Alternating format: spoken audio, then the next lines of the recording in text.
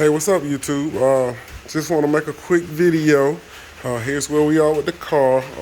Just some stuff to the engine bay, kind of make it look a little bit better than it did last time you guys seen it. I've been working on it like crazy these last year, ever since COVID hit hard. I got a type of a job to where we really was needed during the COVID pandemic. So I wasn't able to get out here and work on my car as I wanted to.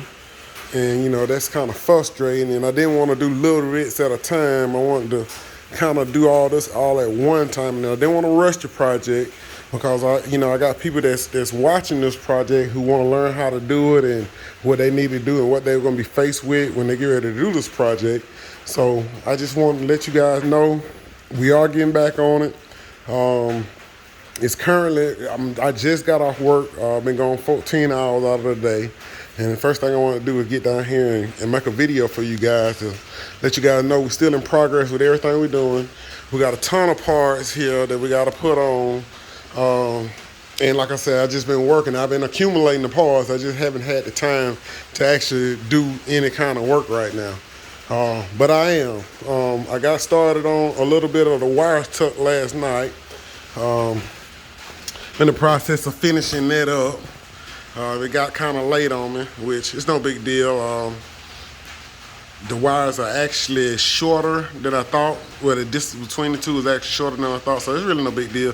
Once I get them all mated up together, they're color coded, and they got all of them different colors except for maybe one or two wires that's completely black. But I got a manual over there that's going to tell me exactly what those wires are, so I'm not like lost in the wind with those wires. So I just got to finish that up. Everything's kind of ready to go inside. The back is kind of ready to go. I got the fuel tank, brand new fuel tank, brand new fuel pump, 340 in the tank fuel pump. It's a single pump. I actually got a fuel filter from a Corvette, and a lot of guys is doing a lot of swaps with this fuel filter. It holds up to about 65 pounds of pressure. So it came with this fitting along with it too. But I'm running that right there for my fuel pump and regulator. It actually regulates the fuel too. So just want to let you guys know we are getting back into it. We're going to be running a manual rack and pinion with this car. I'm probably going to pull this front clip off and go ahead and clean it up a little bit better. Cause as soon as I get through with this car, man, I'm going straight to the paint shop. And I'm probably gonna pull the brake booster off. I'm gonna pull the windshield wiper motor off. Gonna paint those, cause they actually worked fine last time I had the car apart. I actually was driving the car. They actually worked great. But who knows, I might replace those too, since I got pretty much everything basically built in the car from the ground up. I got the brakes and everything stored over there in the corner on the shelf. Tons of parts for this car, man. And I'm excited to get back on it. We've hired a bunch of people at my job, so the overtime has drastically fell off. It's actually just fell off last week. We've been at it for pretty much a year straight. No time off, maybe 2 days out of the week maybe. And I work a 12-hour shift job, so it's not like, an 8-hour shift where you get an option on the weekend. I work 12 hours, so when you have to work through the week and the weekends, you technically working days that you're supposed to be off. So those days can kind of add up on you. But nevertheless, we're going to get started with this thing. I got to work tomorrow, but I'm off this weekend. It's going to be kind of cold, but I got my heaters here in the shop. We're going to be at it all weekend trying to get this thing ready to go. My birthday is about 10 more days, and I want to kind of have the car running for that day, but don't look like it's going to happen because I actually have to work on my birthday, which is crazy. I know, right? So we're going to get that knocked out. We're going to finish up some stuff here, and before you guys know it, we're going to have this thing ready to go. And we actually going to have this thing in the highway. So nothing really holding me up now but time. And I finally got some time off. So I'm going to be getting at it working at it. Like I said, I started this wire tuck in this engine bay last night. It's about the furthest I done got with it. I did a primer coat up on it and a top black coat to go on top of it. And I'm going with another black coat to go on top of this black coat. And one just more suitable to the final coat. And after I do that, man, I'm telling you, this thing will be ready to go, and I'm excited. So you guys stay tuned, like and subscribe to this channel, and maybe we can figure this thing out. Maybe you can learn some along the way. Maybe you could teach me some that I maybe overlooked. We are planning on running the AC, so we got our lines there ready to go. I put a new evac system in, and I put a new heater core in. I cleaned out the entire evac box, and I was contemplating with the idea of possibly replacing the radio and just kind of cutting my console at the bottom down here and put like a touch screen in the area. It's just an idea that I'm flirting with. I really don't want to actually change anything with this car or whatnot. And never mind this stuff, because this stuff's just plug and play. I can put all that back together in one day. I just got it out of the way so I can make sure I have the right wires that I want to tap into when I get ready to put my wire harness in. But actually, trust me, it's closer than it actually appears. This stuff right here, it shouldn't take long. And this the pedal assembly for the gas pedal that you'll need if you ever do one of these swaps.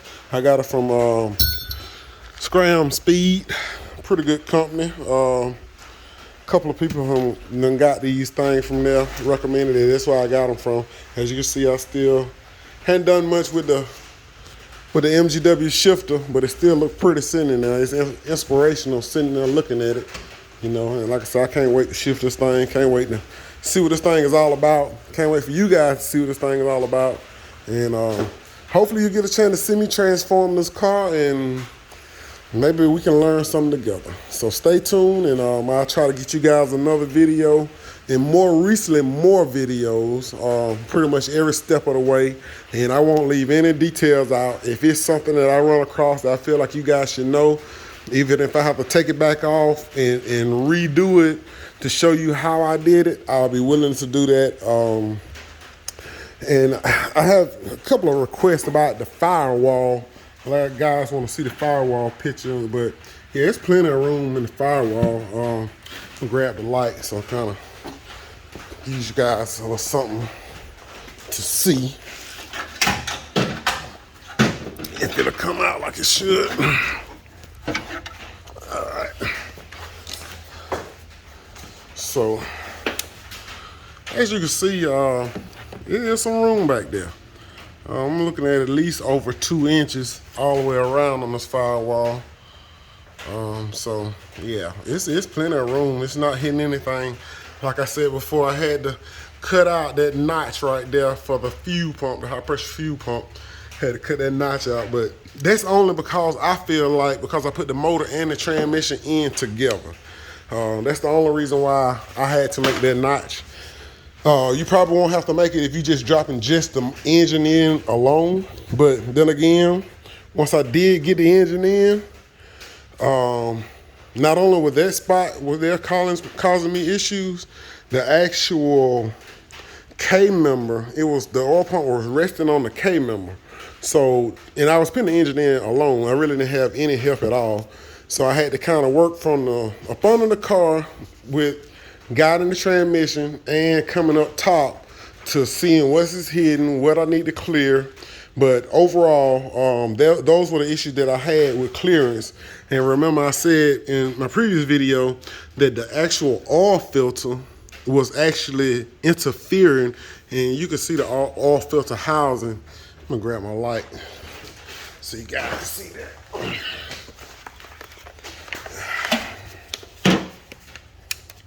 So as you can see, right above the K-member notch, let's see, but there you go. You can kind of see it right there. And then the oil pump housing, right there past that zip tie, actually sticks out on the side of the block. So you will have to remove those 4 bolts in order to get it to pass by the actual K-member bolts that you see right there. That notch sticks out on this AJE K member. So you will have to remove that in order to get it down smoothly. In which it was on the 4 bolts, it went back on smoothly, no problem. And I torqued it down. So stay tuned. We'll have some more footage here soon. And stay safe out there, guys. See you.